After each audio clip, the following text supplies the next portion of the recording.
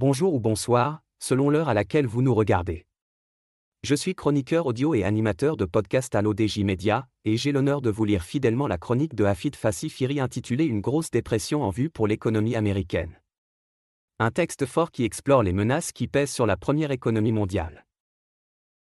L'économie américaine est en sursis, mais demeure sous la menace d'une décision de la Cour suprême concernant les droits de douane. L'économie américaine serait en sursis, car elle demeure sous la menace d'une décision de la Cour suprême concernant les droits de douane. Avant la guerre commerciale et sur fond de baisse des taux d'intérêt par la Réserve fédérale comme souhaité par Donald Trump, l'économie américaine est en très grande forme avec une croissance qui vient d'être fortement rehaussée à 3,8% au deuxième trimestre. La croissance des États-Unis au deuxième trimestre a été révisée à la hausse à 3,8% en rythme annualisé, contre 3,3% selon la dernière révision et même 3% initialement. Mais les économistes anticipent un ralentissement d'ici la fin de l'année. L'auteur affirme que cette embellie n'est peut-être qu'un répit avant un ralentissement plus brutal. Les États-Unis ont connu une croissance du produit intérieur brut, PIB, de 3,8% en rythme annualisé au deuxième trimestre, selon une estimation officielle actualisée jeudi, soit plus que ce qui avait été auparavant calculé, et plus qu'attendu par les marchés. La première estimation du PIB pour la période, publiée fin juillet, faisait état d'une croissance de 3% en rythme annualisé. Elle avait ensuite été révisée à 3,3%. Les marchés ne s'attendaient pas à une nouvelle révision, selon le consensus publié par Trading Economics. L'auteur ajoute que l'euphorie pourrait vite laisser place à l'inquiétude. Un ralentissement à la fin de l'année ?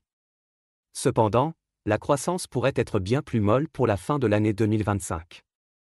Les économistes américains ont revu ce jeudi leurs prévisions de croissance à la baisse pour la fin 2025 en raison de l'affaiblissement du marché du travail et de l'inflation. Le comité consultatif économique de l'association bancaire ABA, constitué de 16 économistes des plus grandes banques américaines, pense désormais que la première économie mondiale connaîtra, au dernier trimestre 2025, une croissance de 1,3% sur un an. Si la Cour suprême casse les droits de douane de Trump le 5 novembre, les États-Unis pourraient devoir rembourser 80 milliards de dollars, voire beaucoup plus. Cela représente un fort ralentissement par rapport à la même période en 2024, où une croissance de 2,5% sur un an avait été enregistrée. Mais ils anticipent une légère reprise à partir de 2026. L'auteur pense que l'incertitude va culminer avec l'échéance de novembre.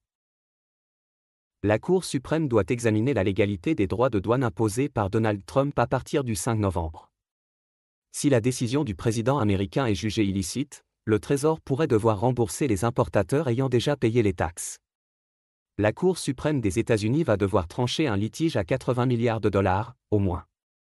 Le 5 novembre prochain, un an jour pour jour après la victoire de Donald Trump à l'élection présidentielle, commencera l'examen du recours déposé par le président américain sur la légalité des droits de douane qu'il a imposés à de très nombreux partenaires commerciaux, dont l'Union européenne.